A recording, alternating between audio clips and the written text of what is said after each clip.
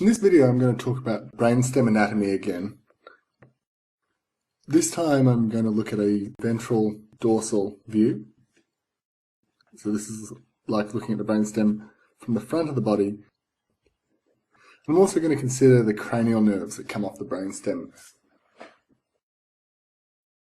So first of all, I'll start off by drawing my brainstem.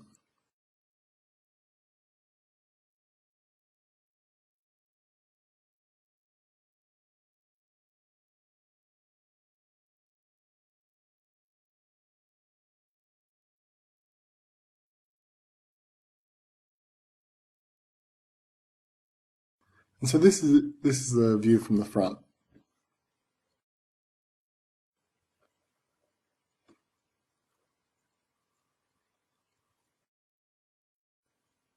Now to begin with, I'll put in some labels. Here are the cerebral peduncles, which is Latin for little feet. So they're the little feet of the cerebrum, which is the brain.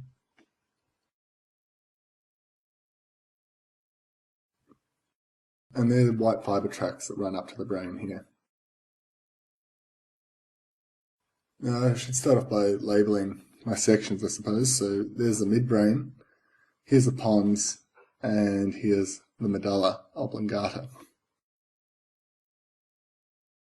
Now, the pons is actually Latin for a bridge, because it has a lot of bridging fibres, and the medulla oblongata is Latin for the oblong kernel, which I can make no sense of anyway. But here in the medulla we have the inferior olive, and here is a little section called the pyramids, which are descending corticospinal fibres. And here's a decussation of the pyramids, and this is where the corticospinal tract fibres cross to the other side of the brainstem. And so that crossing is called a decussation. So across the top and bottom, we have the spinal cord inferiorly.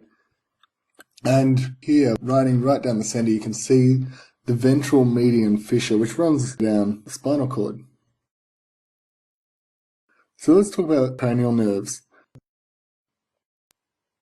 Up here, before the brainstem, there are the first two cranial nerves, and these are the olfactory nerve, which is cranial nerve 1, and the optic nerve, which is number 2. Then in here, the first nerve to come off the spinal cord is the oculomotor nerve, and this is cranial nerve 3. And not shown here, there's also the trochlear nerve. The reason it's not shown here is because it comes off the dorsal aspect, or the dorsal side, or the back side of the brainstem, off the midbrain.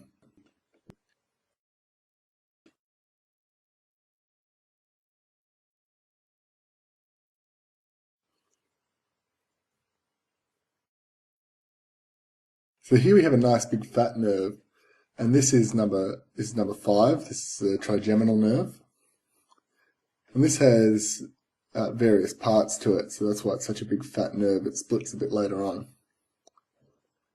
And then just down here in the very lower pons,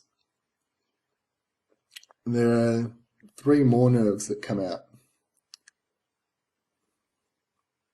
And one of them here is a double nerve.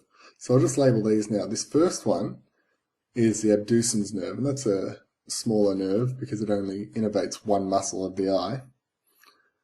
The next one is the facial nerve, and it's a much fatter nerve because it has lots of different parts. And these two kind of double nerves here actually make up the vestibular cochlear nerve. The superior parts are the cochlear division, and the inferior parts are the vestibular division. And down here we have another little nerve. This comes off the midbrain, and this is the glossopharyngeal nerve, this cranial nerve number 9. And then just under that we have a huge big fat nerve, and this is the vagus nerve, and it does all sorts of things right throughout the body, and that's why it's so fat.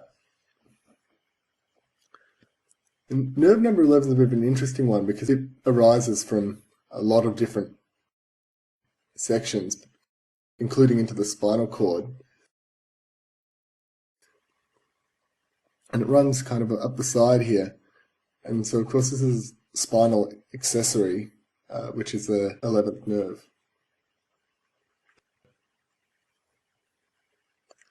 And then the final nerve, the 12th nerve, is the hypoglossal nerve.